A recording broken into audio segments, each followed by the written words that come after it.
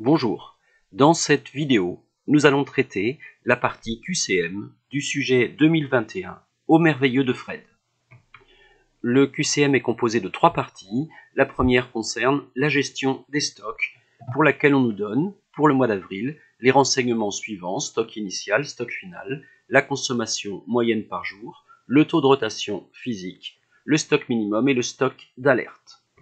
On vous pose 4 questions: le calcul du stock moyen, du délai de livraison du fournisseur, le stock de sécurité en termes de jours de consommation et les ventes du mois d'avril. Pour faire les calculs plus rapidement avec Excel, j'ai reporté ici à gauche toutes ces données. Première question, on nous demande le stock moyen. Il faut donc bien connaître la formule. Stock moyen est égal à stock initial plus stock final divisé par 2. Soit pour nous toutes les données que j'ai colorées en orange, c'est-à-dire 350 plus 300 le stock final divisé par 2, soit 325. La bonne réponse est donc la réponse C. La deuxième question concerne le délai de livraison du fournisseur. On sait que le stock minimum a pour but de couvrir le délai de livraison du fournisseur, soit pour nous 630 produits. On sait aussi que la consommation moyenne par jour est de 90 produits.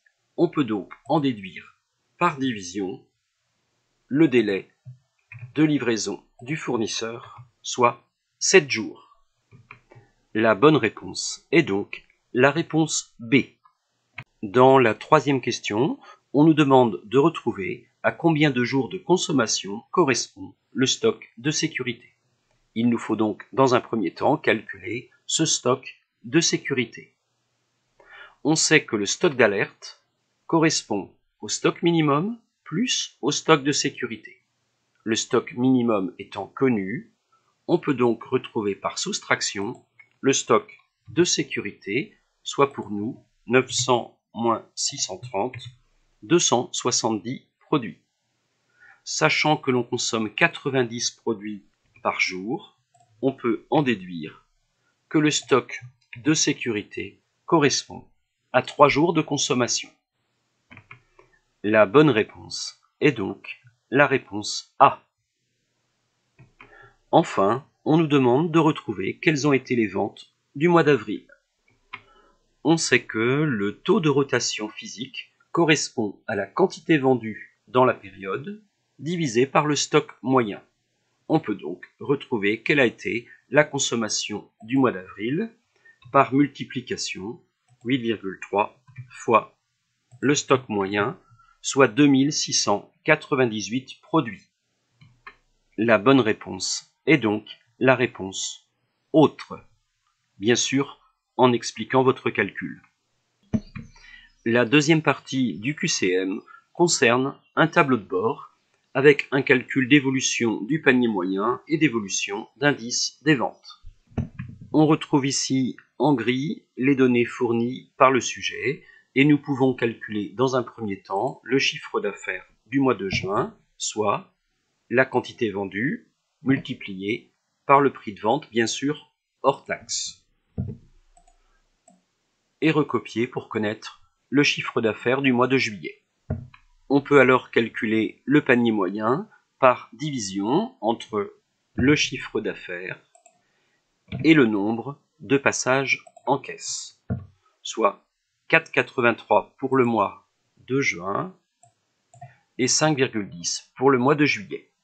On peut également calculer l'indice des ventes qui est égal au nombre d'articles par ticket, soit 600 divisé par 400 tickets au mois de juin, 1,50 et 1,59 au mois de juillet. Calculons maintenant les évolutions. Valeur d'arrivée moins valeur de départ divisé par valeur de départ. Et je vais recopier jusqu'en bas, même si certaines informations n'ont pas une utilité particulière. Ceci nous permet de répondre aux 2 questions posées. Première question, l'évolution du panier moyen, réponse B, plus 5,69%. Deuxième question, l'évolution de l'indice des ventes. Réponse D, autre, puisqu'il s'agit de 5,69%, bien sûr, en ayant fait le calcul. La dernière partie du QCM correspond aux calculs commerciaux. On nous communique un prix d'achat à 2,76 et un coefficient multiplicateur. Pour mémoire, le coefficient multiplicateur permet de passer d'un prix d'achat hors taxe directement à un prix de vente TTC par multiplication, soit pour nous 4 €. Le prix de vente pratiqué par les restaurateurs en tenant compte des recommandations de l'enseigne est donc de 4 €, ce qui correspond à la réponse D en ayant expliqué votre calcul. À partir du prix de vente TTC, il est possible de retrouver le prix de vente hors taxe, sachant que le taux de TVA est de 10%, soit 4 divisé par le coefficient 1,10 et on obtient 3,64. On peut ainsi en déduire quelle a été la marge, c'est-à-dire 3,64 moins un achat de 2,76. Ce qui nous permet de traiter la dernière question, quel est le taux de marque? Il est égal à la marge, exprimée en pourcentage, du prix de vente, hors taxe bien sûr, soit 24,14. Dans la liste, nous avons 24,17.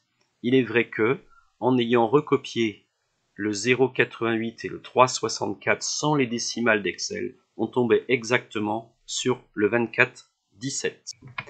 Évidemment, si vous avez coché autre à partir de la réponse 24,14, mais avec les explications, votre réponse est exacte.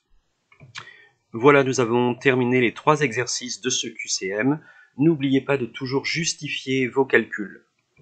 Vous retrouvez ici les chaînes YouTube à disposition pour vous aider, l'adresse académique sur l'Académie de Nantes et les ouvrages pour l'option entrepreneuriat, ainsi qu'un grand nombre d'exercices corrigés. Bon courage!